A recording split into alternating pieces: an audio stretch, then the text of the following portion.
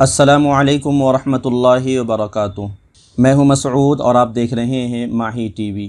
آل India Muslim personal law board کے general secretary حضرت مولانا خالد سیف اللہ رحمانی صاحب نے کرناٹک میں مسلم طالبات کو حجاب سے روکنے کے پس منظر میں کہا ہے کہ کرناٹک جنوب کی ایک اہم ریاست ہے اور مذہبی ہم آہنگی اس کی پہچان رہی ہے، لیکن افسوس کہ یہاں بھی قومی اتحاد کو پارا پارا کرنے کی کوشش کی جا رہی ہے۔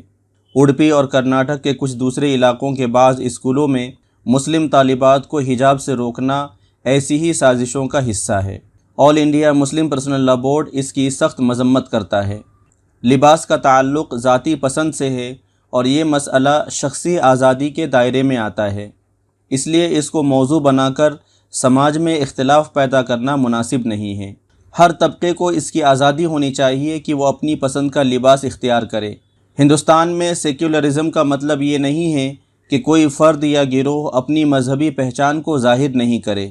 ہاں، یہ بات ضرور سیکولرزم میں داخل ہے کہ حکومت کسی خاص مذہب کی پہچان کو تمام شہریوں پر اس کی مرضی کے بغیر مسلط نہیں کرے۔ اس لیے حکومت کرناٹک کو چاہیے کہ وہ سرکاری اسکولوں میں نہ کسی خاص لباس کے پہننے کا حکم دے اور نہ کسی گروہ کو اس کی پسند کا لباس پہننے سے منع کرے۔ اس خبر کو سننے کے بعد آپ کی کیا رائے ہے؟ کمنٹ کر کے ہمیں ضرور بتائیں۔